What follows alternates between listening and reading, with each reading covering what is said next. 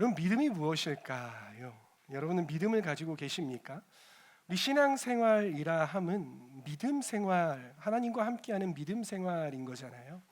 근데 우리가 이 믿음에 대해서 많이는 들어봤지만 이 믿음에 대해서 정말 나는 믿음을 가지고 있고 내가 믿는 신앙, 이 믿음이라는 것이 무엇일까를 고민해 본 사람들은 그다지 많지 않을 거예요. 그렇게 우리가 믿음에 대해서 고민을 해봐야 하는데 그냥 너무나도 관념적으로 너무나도 당연하게 나는 믿고 있어라고 생각을 할 때가 많다는 것입니다. 그래서 오늘은 좀 믿음에 대해서 함께 나누어 보았으면 좋겠습니다. 이 믿음에 대해서 함께 나눌 때에 우리가 해야 하는 질문이 있습니다. 그것이 무엇이냐면 과연 믿음은 어디로부터 기인되는가라는 것입니다. 누가 주는 것인가 아니면 내가 믿는 것인가에 대한 것이죠. 그래서 믿음의 주체는 누구인가라는 것입니다. 여러분, 청년들을 만나보면요, 믿음에 대해서 고민하고 또한 강한 믿음을 갖기를 원해야 합니다. 그것이 초신자들도 그렇고요, 그리고 모태신앙인들도 그런 것 같아요. 초신자들은 당연히 믿음이 무엇일까에 대해서 고민을 하지만 모태신앙은 과연 믿음에 대해서 고민을 할까라고 생각을 해봤을 때 의외로 모태신앙들도 믿음에 대해서 고민을 한다는 거예요. 왜 그러냐면요, 우리가 신앙을 부모로부터 물려받았는데 내가 하나님을 믿고 있는데 과연 이 믿음이 진짜 믿음인 것일까? 내가 믿고 있는 믿음이 정말 진짜일까라는 그러한 고민이 든다는 것이죠. 그리고 또한 전도하게 되면 여러분들이 믿음이 무엇인지에 대해서 더 진지하게 고민을 해봐야 할 것이고요. 그리고 이 중에 모든 청년들이 다 하나님을 믿는 하나님의 백성과 결혼하면 좋겠지만 또 그렇지 않은 청년들도 있더라고요. 자기의 배우자, 믿지 않는 배우자를 함께 예수 그리스도를 믿게 하는 그러한 일들도 있다는 거예요. 그러한 과정 가운데에 이 믿음이 무엇일까를 고민하게 되고 또 믿음은 어디에서부터 오는가, 누가 주는가에 대해서 고민을 할 수밖에 없다는 것입니다. 여러분, 믿음은 누가 주는 것일까요? 믿음, 이것에 대해서 견해가 두 가지가 있는데요. 첫 번째 견해는 무엇이냐면 믿음은 하나님께로부터 오는 것이다, 하나님이 우리에게 믿음을 주시는 것이다 라는 견해와, 그리고 또 한 가지의 견해는 무엇이냐면 믿음은 내가 믿는 것이다 라는 견해라는 것이에요. 우리가 하나님을 믿는 것일까요? 아니면 하나님이 우리에게 믿음을 주시는 것일까요? 우리가 신앙생활을 하다 보면은요, 늘 우리에게 의심이라는 것들이 마음 가운데에 자리 잡고 있고요. 그리고 그 의심을 방치해서 오래 지속이 되면은요, 우리 신앙생활 가운데에 독이 되고 또한 저해하는 요소가 된다는 것입니다. 따라서 경건한 신앙생활을 하기 위해서는요, 의심을 어떻게 효과적으로 제거하느냐가 가장 중요하고요. 그리고 그걸 통해서 믿음을 어떻게 하면 확고히 할 수 있을까가 중요하다는 것이에요. 그래서 이를 위해서요, 우리가 믿음에 대해서, 이 기독교인은 믿음에 대해서 잘 이해하고 있어야 하고 알아야 한다는 것입니다. 여러분, 우리가 믿음이라는 단어를 생각을 할 때에 어떻게 생각을 하십니까? 믿음이라는 단어가 무엇입니까? 우리가 성경을 보잖아요. 성경을 볼 때 성경에 등장하는 많은 단어들이 있잖아요. 이러한 단어들을 너무 꼬아서 혹은 관념적으로 너무 성경적이다, 너무 배경을 생각을 해야 되고, 예를 들어서 믿음이라는 단어가 뭐냐라고 하면 어떤 목사님들은 이러시잖아요. 이 믿음이라는 단어는 헬라어로 피스토스인데, 제가 하는 것 같아요. 제가 하는 방법 중에 하나인 것 같은데, 그렇게 하면서 꼰다라는 거예요. 그러면서 이 성경에 나오는 단어를 정말 쉽게 이해할 수 있음에도 불구하고 뭔가 어렵게 이해하는 경우가 많다는 거예요. 그래서 성경에 나오는 단어들이 그 당시의 배경과 그 당시의 상황과 또 언어와 문화, 이 모든 것들을 고려하면서 이해해야 할 때도 있지만 때로는 단순하게 풀어갈 때에 잘 풀리는 경우가 많다라는 것이에요. 믿음이 더욱더 그러하다라는 것입니다. 여러분, 믿음이라는 단어 일상생활에서 여러분 쓰십니까? 쓰죠. 어떨 때 쓰십니까? 믿음이라는 단어를 우리가 사용을 할 때에 사람과 사람 사이의 관계에서 믿음이라는 단어를 사용을 하잖아요. 믿음이라는 단어를요, 어떤 성경적인 뜻과 여러 가지 것들을 고려해서 결론을 도출하는 것보다 관계적으로 이 믿음이라는 단어를 풀 때에 더욱더 쉽게 풀린다는 사실을 우리가 알 수 있어요. 그런 관점으로 함께 믿음이라는 단어를 바라봤으면 좋겠습니다. 그래서 제가 드리고자 하는 말씀은 무엇이냐면 이 믿음이라는 단어는 관계 중심적인 단어다라는 것이. 그러면 우리가 믿음을 이해할 때에 믿음은 어떻게 생기느냐라는 거예요. 어떻게 할 때 우리가 믿음이 생겨요? 이거를 이제 하나님과의 믿음으로 생각하지 않고 우리 옆 사람 한번 봅시다. 여러분 옆 사람 믿습니까? 옆 사람 신뢰하세요? 제가 예를 하나 드릴게요. 믿음을 어떻게 생기는가? 저희 어머니가 키우는 반려견이 있어요. 이 개의 이름은 사랑이입니다. 이 아이는요 의심이 참 많아요. 그래서 어머니가 데리고 돌아다니다가 이 어떠한 분들이 이 아이가 너무 예쁜 거죠. 막 짖지도 않고 막 어머니 옆에서 막 꼬리치고 막 이러는 모습을 보면서 너무 예쁜 거예요. 그러면 이제 이 낯선 사람들이 이 아이에게 뭘 하려고 하냐면 먹을 거를 주려고 한단 말이에요. 뭐 맛있는 거 주려고 줘도 돼요? 네 주세요 하면은 이제 줘요. 근데 다른 아이들은 어때요? 막 침을 흘리면서 막 받아 먹는데 이 아이는 의심이 많아서 받아 먹지를 않아요. 막 이러고 시추거든요. 애가 되게 도도하면서 고개를 휙 돌려가지고서는 꼬리 이러고서는 도망간다는 말이에요. 이 낯선 사람을 이 아이가 믿지 않아요. 왜 믿지 않냐면요. 어떤 일이 하나가 있었어요. 그게 뭐냐면 이 아이가 옛날에 어떤 낯선 사람이 주는 음식을 받아 먹었다가 심하게 아팠던 적이 있어요. 그 다음부터는 낯선 사람이 주는 것들을 절대 받아 먹지 않아요. 낯선 사람을 믿지 않는다는 것이죠. 그런데 어머니가 주는 거는 고민도 안 하고 덥석덥석 잘 받아 먹더라는 거예요. 왜 그렇습니까? 저희 어머니가 주시는 음식을 먹고 단 한 번도 탈난 적이 없거든요. 그래서 이 사랑이라는 이 강아지는요, 이 아이는요, 어머니를 믿어요.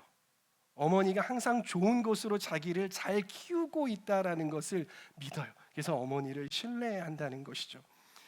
이러한 경험을 통해서 이 아이는 어머니에 대한 믿음 또는 신뢰가 생겼다는 것이 하나님을 믿는 신앙도 이와 마찬가지인 것입니다. 믿음은 하나님과 보내는 시간 속에서 하나님을 경험함으로 하나님을 그래서 알아감으로 생기는 것이 바로 믿음이다라는 것이.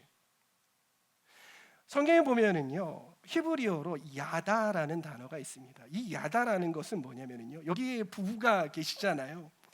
이 부부들도 연애할 때에 하던 서로의 경험의 농도와 그리고 깊이와 그리고 결혼을 해서 나누는 서로 알아가는 그리고 서로를 경험하는 농도와 깊이가 다르다는 것이 더 깊이 경험하게 되는 것이죠. 이 부부간의 경험을 해서 알아가는 것을 보고 무엇이다? 이 야다라고 하는 것이 이처럼 우리는 하나님을 경험하고 하나님을 알아감으로써 하나님에 대한 믿음이 생겨나게 된다라는 것입니다. 그러나 이러한 과정에서 모든 사람들이 다 믿음이 생겨나느냐? 그러니까 하나님을 알아가고 신앙생활을 오래 한다고 해서 교회에 나온다고 해서 말씀을 교회에 나와가지고 목사님이 하시는 말씀을 듣고 예배에 참석을 한다고 해서 모든 사람들이 다 믿음이 생기느냐 그리고 믿음이 강건해지냐 모두 그렇습니까?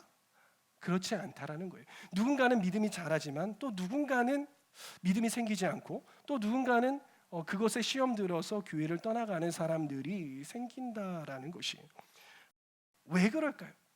왜 그러냐면요 이 믿음이 형성되는 조건을 충족하지 않았기 때문이에요. 그러면 이 믿음이 형성되는 조건이 어떤 것들이 있을까?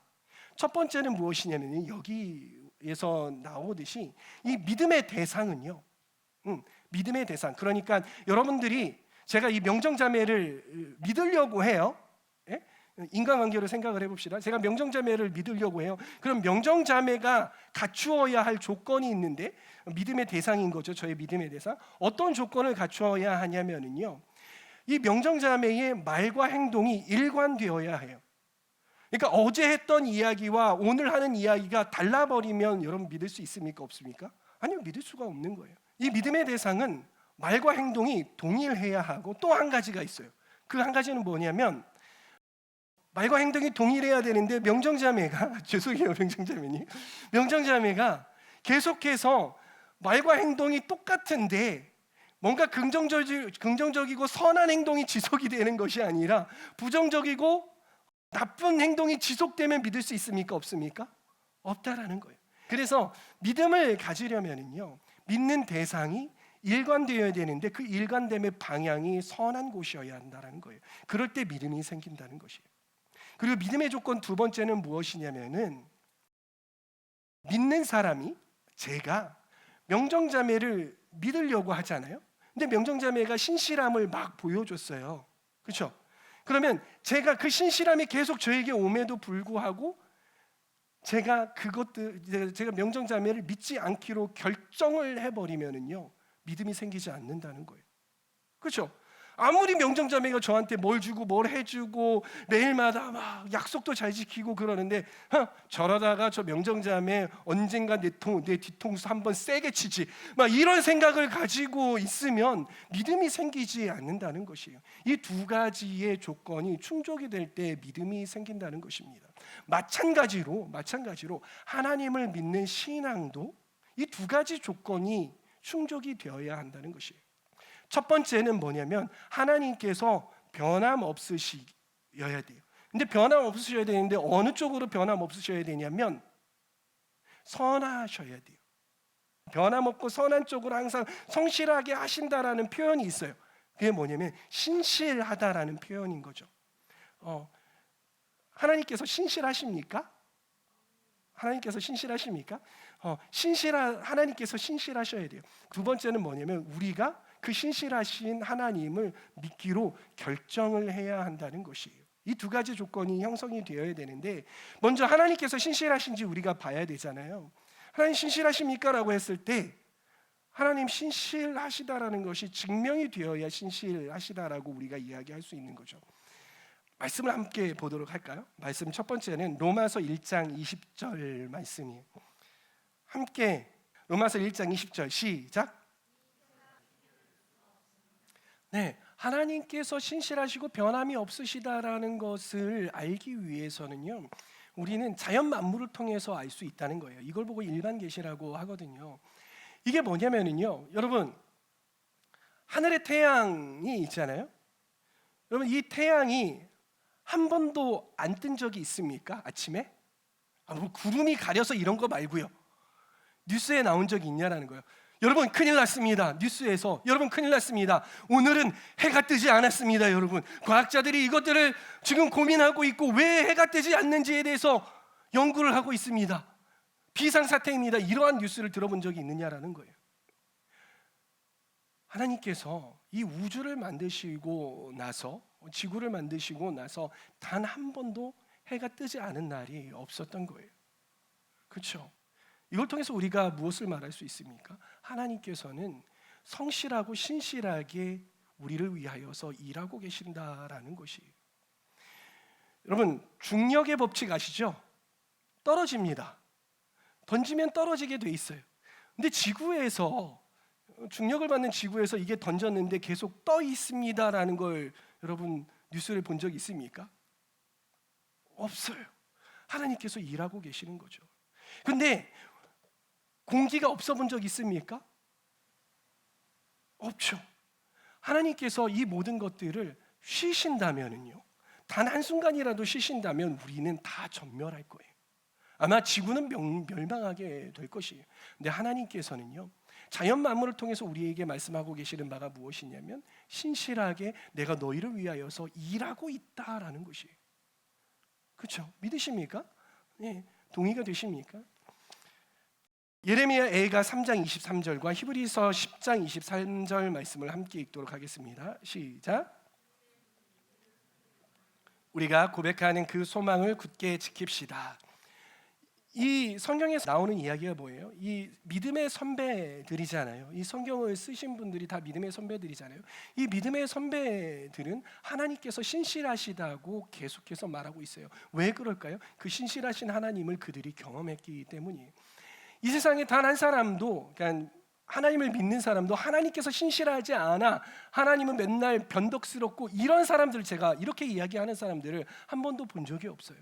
믿음의 선배들은 다시 그 신실하신 하나님을 경험을 했다라는 거예요.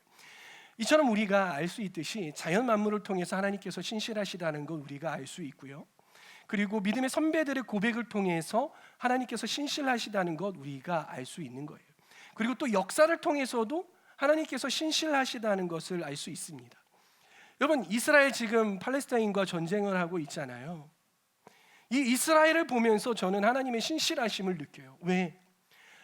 그들이 지금은 예수 그리스도를 믿지 않고 유대교를 믿잖아요. 그러나 하나님께서 그렇게 하나님을 등지고 예수 그리스도를 등지는 그들을 향해서도 하나님께서 처음에 그들을 그러니까 하나님의 거룩한 백성으로 삼으셨기 때문에 끝까지 그들을 책임져 오고 계시는 거예요. 때로는 그들이 잘할 때도 있어요. 근데 때로는 그들이 참 잘못할 때도 있어요. 근데 그럼에도 불구하고 역사 가운데에 이 이스라엘, 이 유대인이라는 이 집단은 하나님께서 진멸해 버리실 수도 있는데 진멸하지 않고 지금까지 계속 살려두시고 하나님께서 기회를 주시며 그들을 이끌어가고 계시다라는 것이에요. 또 이 역사를 통해서 하나님께서 신실하시다라는 것을 우리는 알 수 있게 되는 것이죠. 누군가는요, 이 말씀을 전해 듣고요, 정말 쉽게 믿는 사람이 있어요. 예, 맞아요. 하늘을 막 태양을 보면서 그런 사람들이 있더라고요. 태양을 보면서 갑자기 하나님을 느껴가지고 제가 하나님 믿겠습니다, 이런 사람도 있고요. 또 어떤 사람들은 뭐 신앙 믿음의 선배들의 고백을 그냥 듣고서도 믿음이 생기는 사람들도 있어요. 근데 누군가는 이게 안 믿어진단 말이에요. 특히 MBTI에서 이 T 그리고 J인 사람들 이런 사람들이 참 믿어지지가 않는 것이죠. 증명이 되어야 하고 그렇다라는 거예요. 여러분, 왜 우리는 하나님을 믿지 못할까요?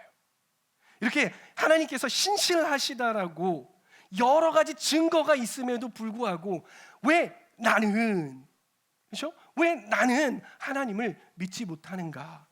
왜 나는 그 하나님을 믿는 믿음이 늘 동일하고 시간이 가면 갈수록 커져야 하는데, 날로 그 믿음이 강해져야 하는데 나는 왜 믿음이 약해지고 시험이 들까라는 것입니다. 왜 그럴까요?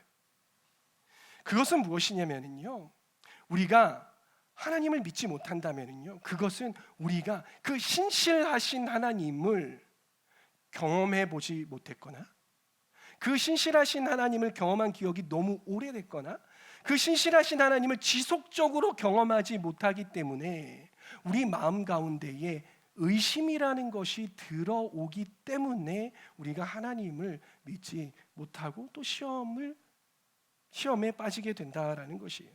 그러면 우리는 어떻게 지속적으로 이 하나님을 신뢰하고 믿을 수 있을까? 그 신앙생활을 강력하게 가져갈 수 있을까라는 것이에요. 우리 로마서 10장 7절 말씀을 함께 읽어보도록 하겠습니다. 시작. 그러므로 믿음은 들음에서 생기고 들음은 그리스도를 전하는 말씀에서 비롯됩니다. 이 이야기가 해주는 바가 무엇이냐면요, 믿음은 어디에서 난다? 들음에서 난다. 이 시대 상황에 한번 적용해 보자면요, 믿음은 어디에서 나느냐? 이 믿음은 하나님을 경험하는, 하나님을 지속적으로 알아가고 경험할 수 있는 인풋이 우리 가운데에 계속해서 올 때에 믿음이 생겨난다라는 것이. 만약 우리가 하나님을 믿지 못한다면요, 나는 얼마나 하나님과 개인적인 관계를 맺고 친밀하게 지내고 있는지를 점검해 보면 우리는 쉽게 알아낼 수 있어요. 믿음의 시험에 빠진 사람들, 하나님을 믿지 못하게 됐다고 하는 사람들, 특히 어떤 사람들이 있냐면요, 이 모태신앙인 중에서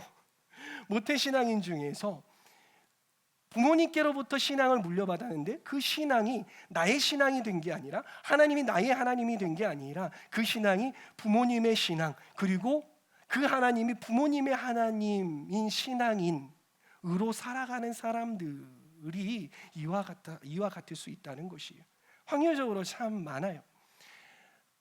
이러한 사람들은 어떻게 이야기를 하냐면, 제가 말이죠, 하나님에 대해서 알고 싶은데도 불구하고 하나님에 대한 믿음이 안 생겨요. 혹은 하나님께 제가 기도했는데 하나님에 대한 믿음이 안 생기는 걸 어쩌라고요. 그래서 저 하나님 안 믿기로 했어요 라는 사람들이 많더라는 것입니다. 근데 이런 사람들하고 이야기를 해보면요, 그리고 신앙의 이 믿음 생활에 시험에 빠진 사람들, 이런 사람들하고 이야기를 해보면요, 제가 점검해 보는 게 있어요. 그게 뭐냐면, 너 하나님과의 1대1의 시간을 얼마나 가지고 있니? 라고 물어보잖아요. 100이면 거의 95%는 이 하나님과 나누는, 하나님과 깊이 알아가는 그러한 시간이 펑크가 나 있고요, 그러한 시간이 결여돼 있어요. 기도 얼마큼 하니? 식사 기도 때는 기도해요. 뭐 이러한 이야기. 말씀을 얼마나 보니? 말씀을 제가 잘 안 보고요, 가끔 카톡에서 올라오는 말씀을 보고 그거 가지고서는 살아요. 이러는 사람들이고요. 그리고 주일날에 말씀을 듣잖아요. 그거 딱 하나. 근데 주일날에도 그 말씀을 듣는데 제대로 듣지 않아요.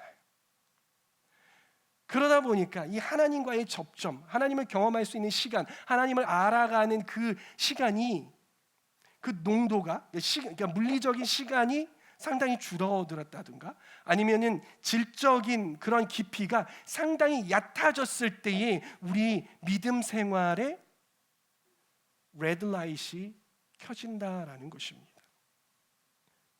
그래서 그러한 내 믿음 생활에 레드라이트이 켜졌을 때, 뭔가 경고가 들려질 때에 우리는 양적으로나 질적으로나 하나님과 만나는 시간, 그리고 하나님과 함께하는 시간을 늘려야 한다는 거예요. 그리고 깊게 해야 한다는 것입니다.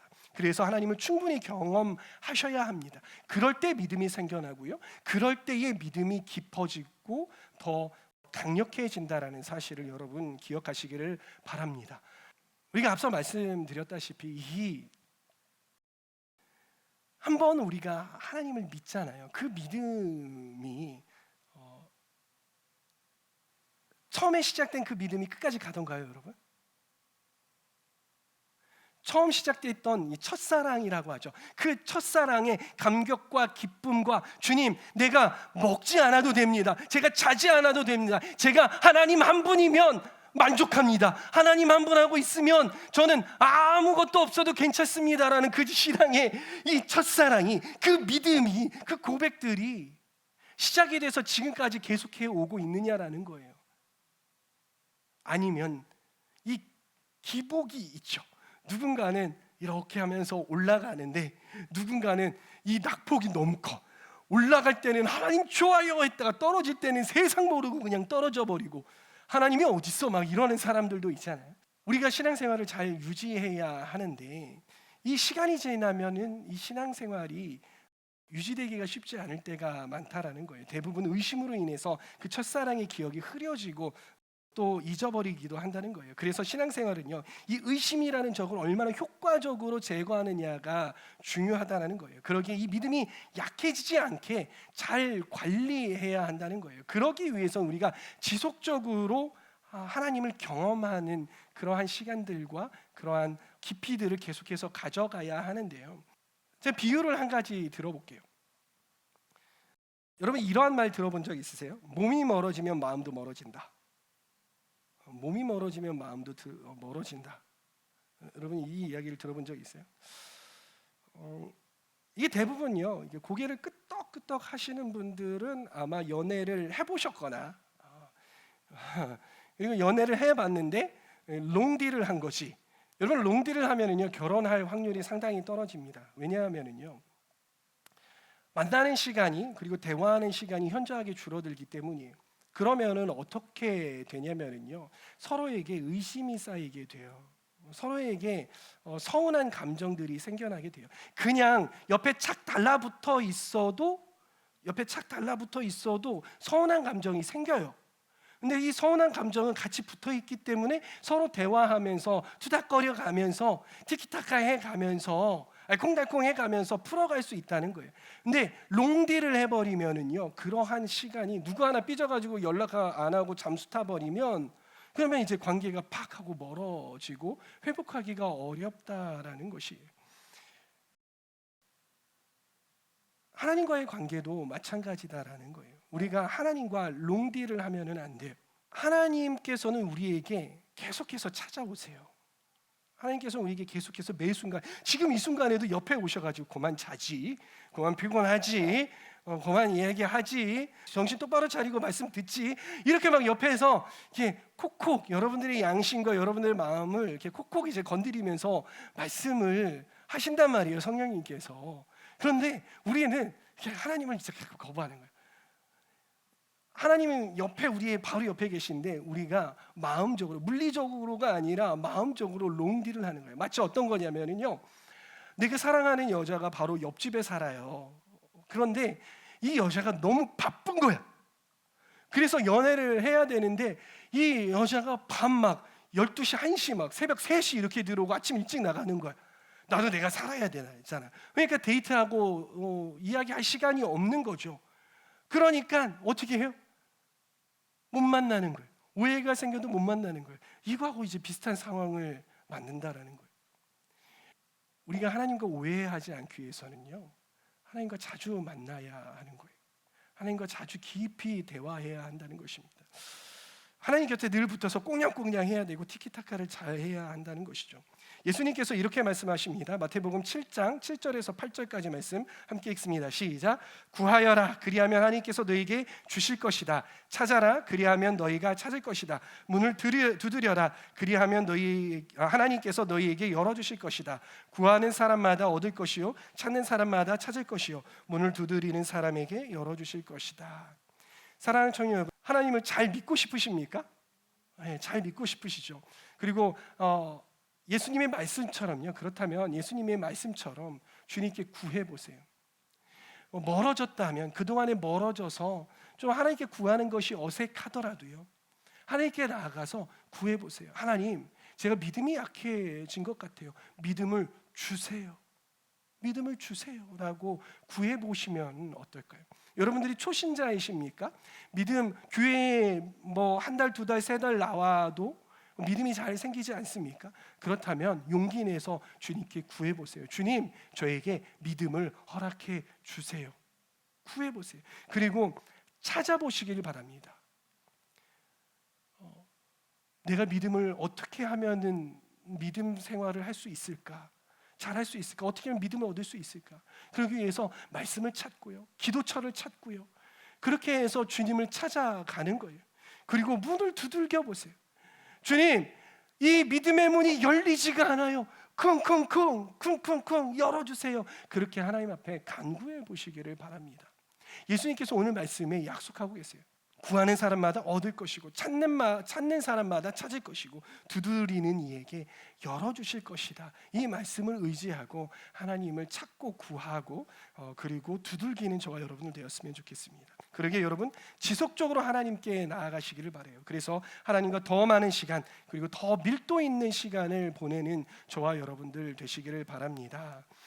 그럴 때 우리는 하나님과 더 친밀하고 깊은 관계를 가질 수 있습니다. 요즘 MZ 세대들이, 원고에는 써놓지 않았지만요, 요즘 MZ 세대들이 때로는 어떤 영역에서 제가 좀 안타깝다고 여기는 부분이 있어요.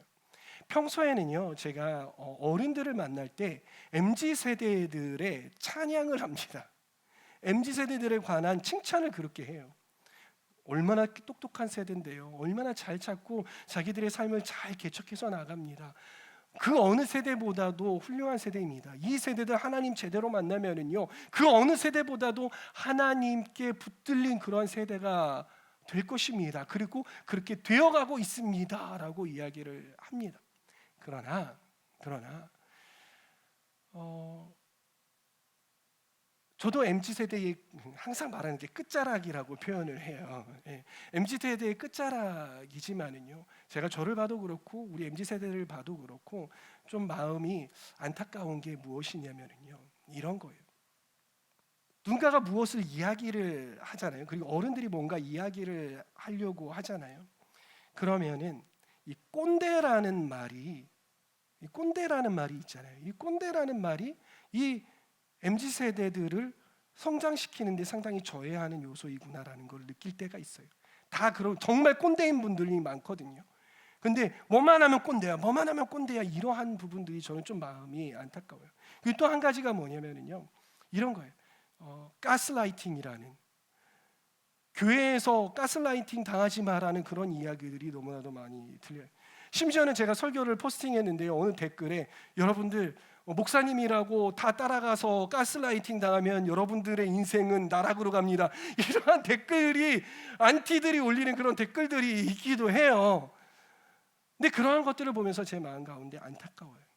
왜냐하면 이 기성세대들도 우리 세대와 같은 그런 시간들을 겪으신 분들이에요. 그들도요, 저 위의 세대 분들도요, 그 위의 세대들이 막 간섭하고 힘들게 하는 거 굉장히 힘들어하던 그런 분들이거든요. 근데 그런 분들이 우리에게 전해주고 싶은 신화의 전통들과 아름다움들이 있단 말이에요. 인생의 지혜들이 있단 말이에요.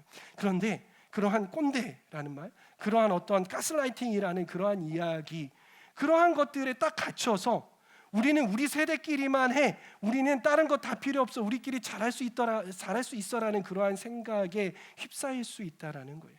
정말 지혜로운 사람은 그렇지 않죠. 그러나 어떠한 사람들은 그럴 수 있다라는 것이, 우리 위에 분들이 하는 이야기 중에 하나가 무엇이냐면요, 우리는 상당한 효율을 중요시하잖아요. 그런데 우리 위에 세대 분들은 정성이라는 걸 굉장히 중요하게 여기거든요. 하나님을 믿을 때에도 정성껏 해야 돼. 헌금 하나 준비해서 넣는 것도, 우리는 계좌이체 하는 게 편하잖아요. 요즘 뭐 헌금할 때 계좌이체 많이 하기도 하는데, 그분들은 헌금 한번 드리려고 하면 은행에 가요. 은행에 가가지고 화폐를 아주 반딱반딱한 거를 가지고 온단 말이에요. 인출해 가지고 와요. 그리고 심지어는 그걸 어떻게 하냐면 다리미로 다려요. 그리고 이거를 봉투에다가 잘 넣어가지고 해서 닫아가지고 그거 놓고 막 기도해요. 하나님, 제가 이 드리는 이걸 통해서 주님 축복해 주시고 또 하나님 나라 위해서 사용되게 해주시고, 그러한 시간들이 있단 말이에요. 그걸 통해서, 그러한 시간들을 통해서 하나님과 교제하는 거예요. 여러분, 철야라는 거 해본 적 있으신 분 계신지 모르겠어요. 우리 신앙의 선배들은요, 금요 예배 때 철야를 했어요. 철야를 했다고요. 철야가 뭔지 모르시는 분이 계신데, 밤에 예배하고 기도하기 시작했어요. 그 다음날 아침까지 했다고요. 근데 우리 세대들은 그것들을 보면서 에이, 뭐 그렇게까지 해, 하나님이 길게 앉아 있는다고 해서 더 깊이 만나주고 하나님하고 그러고 잠깐 앉아, 에이, 그건 너무 비효율적이야 라고 이야기할 수 있어요.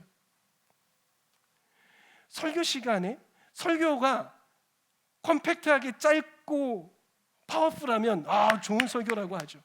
그러나 설교가 뭔가 길어지고 그게 30분 지나면 좀 긴데, 45분 지나면 왜 이렇게 오늘 못 따라, 목사님 왜 이러셔? 1시간 지났어. 야, 안 되겠다. 와, 이거